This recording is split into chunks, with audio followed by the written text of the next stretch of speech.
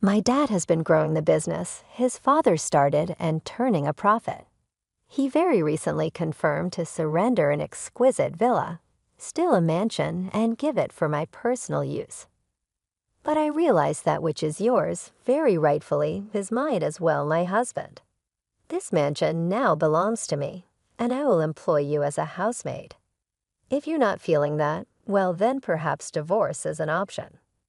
That mansion, though it was supposedly in my name after we purchased all the legal papers that were signed but done when I got a hold of them, turned into being actually written directly under his own undeclared moniker. He actually thinks that is okay.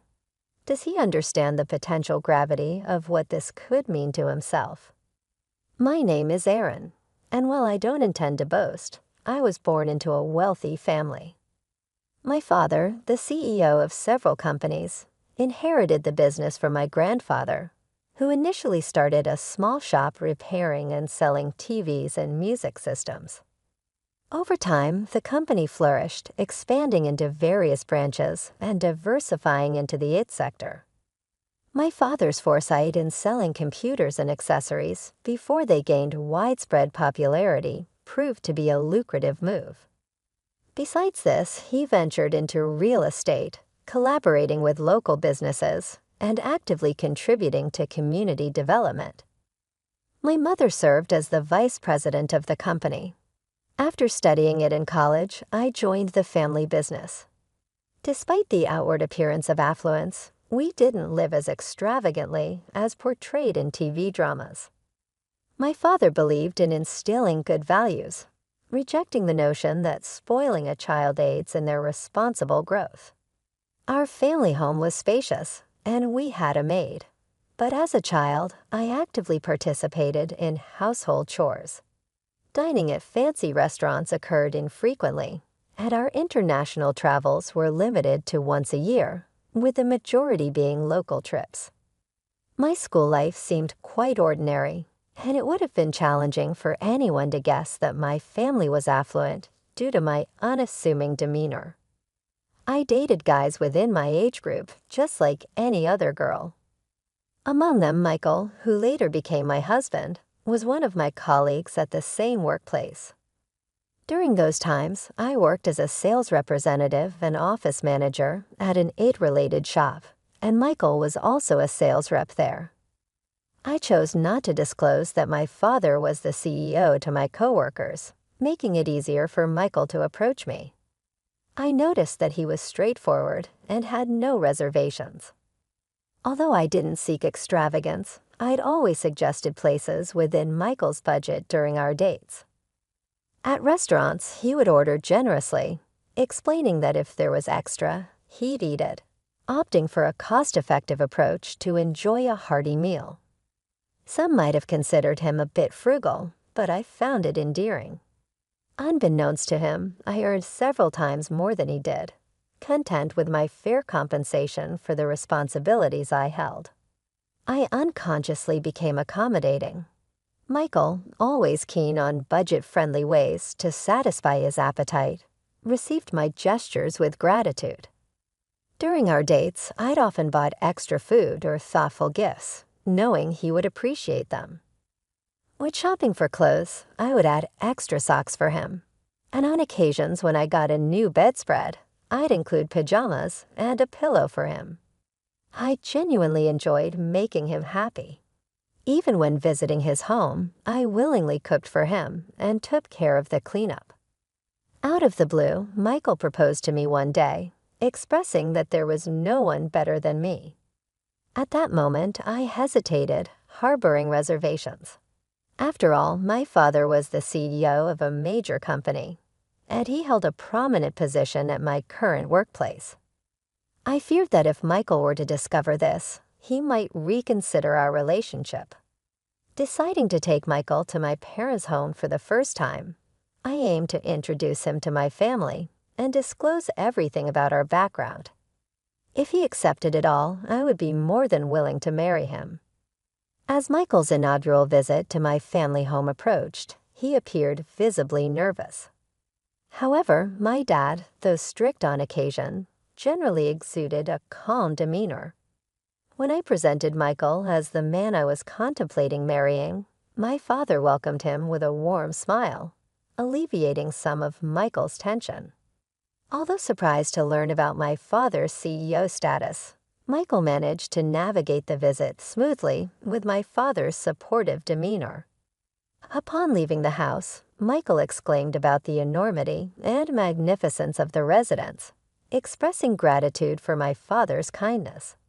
He even suggested that we could get along well. When I casually mentioned my dad's ownership of additional buildings and a vacation home, Michael appeared more astonished. Despite the revelation, he resolved to marry me, the daughter of such a prominent man, and I agreed wholeheartedly. Eventually, we became a married couple. However, something bothered me.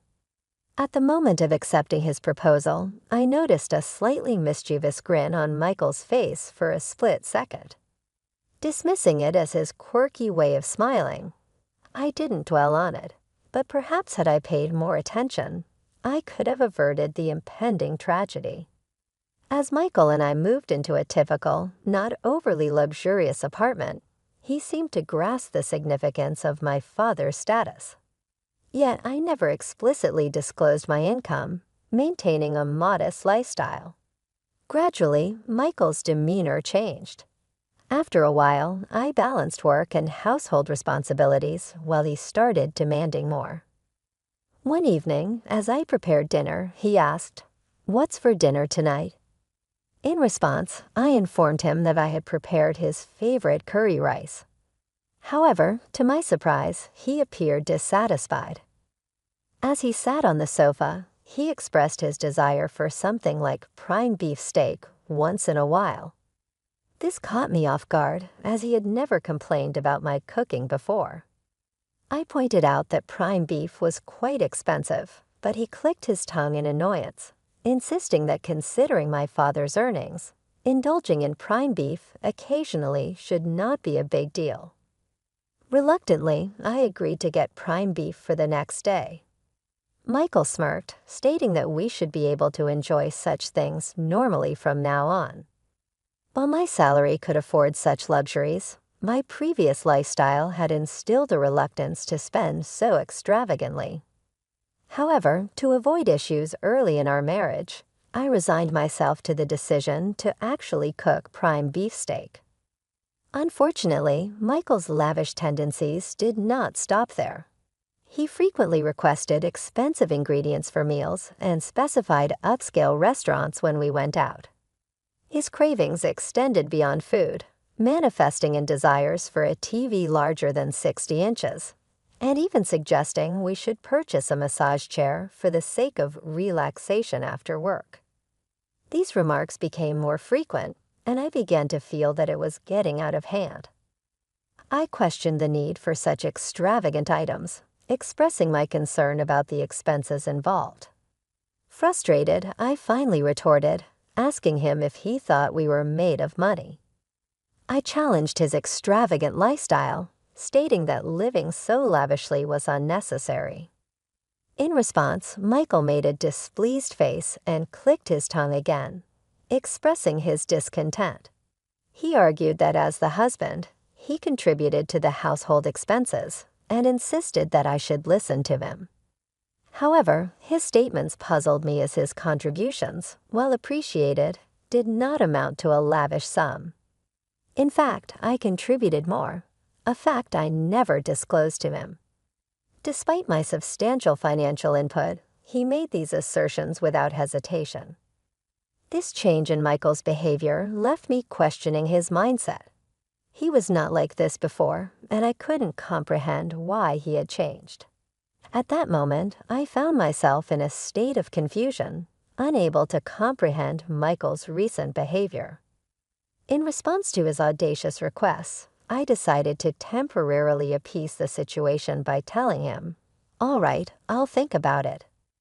Little did I know that the explanation for his bold behavior would become apparent just a few days later. That particular day, my father summoned me to the office of our it shop where I worked, claiming that he had something important to discuss. While Michael was engrossed in his work, my father entered the office and initiated a serious conversation. He expressed uncertainty about how much longer he could continue as the CEO and hinted at the possibility of me taking over in the future. Furthermore, he mentioned transferring the vacation home to me. This vacation home, briefly mentioned to Michael earlier, resembled a large lodge located about a 30-minute drive away. It was a place where my father used to host gatherings with township owners under the guise of meetings. Although such meetings were no longer held, the house was consistently ready to be lived in, maintained by a housekeeper. My father offered me the freedom to use the vacation home however I wanted. This proposition left me torn, as I had no concrete idea of how to utilize such a property. The vacation home boasted over 6,000 square feet, with a lavish garden surrounded by nature, akin to a mansion. Lacking the social connections to host significant parties, I contemplated keeping it as an asset. I conveyed to my father that I would positively consider his proposal but needed more time to make a decision. He assured me there was no rush and left a contract on the desk before departing the shop. Returning home after work, I leaned towards accepting the mansion, intending to give it further thought the next day. However, the following day brought an unexpected turn of events. Upon arriving at work, I discovered that Michael, who typically arrived before me, was absent from the shop. Intrigued, I entered the office only to find him there. Instinctively, I asked, "What are you doing here?" To my surprise, he flashed a document in my face, stating, "I overheard the conversation about the mansion yesterday. Sounds like an amazing deal, right?" Dumbfounded by Michael's audacious move, I reluctantly signed the document. He flaunted a contract my father had handed me just the day before. Shockingly, Michael had inscribed his own name on it. I was utterly taken aback and couldn't help but express my disbelief. "What on earth are you doing?" I questioned him. But Michael, without a hint of remorse, casually responded, "Why not? Your dad said he's giving away an amazing mansion, right? If you're off his side, I figured I'd take it." He said this with a smirk, but there was no way I could accept it. Persistently, I pleaded with him, emphasizing the house's worth of $4 million and my father's intention to give it to me. However, Michael dismissed my concerns with a nonchalant laugh. $4 million, Dan, that's impressive. Think about it, I have the right to this mansion because you're my wife and I'm your husband. So I have a right to what's yours. Moreover, your dad really likes me. He probably won't have any complaints. So from today, this villa is my house. If you live in a wealthy house, you've got to make use of it. How about I hire you as a maid in this mansion? If you have any complaints, I'll divorce you anytime," he confidently declared. It was at that moment when I recalled Michael's past actions and words, and everything finally clicked. He seemingly had no qualms about taking from others, even if it meant practically stealing without feeling guilty. During our dating days, I'd always showered him with gifts, but he never reciprocated. My giving nature might have corrupted him, leading him to believe that what was mine was automatically his. My dad's kindness to Michael likely made him feel my father was easy to manipulate, and perhaps he perceived me as even more gullible. With a plan forming in my mind, I decided to confront him. I declared, "Fine, then this mansion is yours, but I'm not going to be your maid. Let's get a divorce. Take care." After that, I returned to my job and during my lunch break, called the divorce lawyer to initiate the process. Michael, seemingly unfazed, responded with bravado, claiming he was fine with it, and canceling the lease on his current place. Little did he know that tragedy was about to hit him, and he just hadn't realized it yet. Later, I went back to my parents' place and shared everything with my father. From that point on, everything unfolded according to my plan. A few weeks later, Michael called me in a state of panic, having received an enormous bill. While his shock was understandable, it was only fair considering the fixed property tax on the $4 million house he had claimed as his own. I casually informed Michael that he should expect to pay around that much for the property tax. However, he appeared utterly clueless, lacking knowledge that paying tax on owned property is common. Normally, my father would have covered the tax if he had received the property, but upon hearing the entire story, my usually calm father was furious. Despite my warnings about my father's strict nature, he declared he can have it if he can afford it, and accepted the property transfer to Michael. To be honest, a part of me wanted Michael to learn a tough lesson, and there was no way he could afford the hefty amount. Frustrated with Michael's persistent pleas, I decided to deliver a final blow.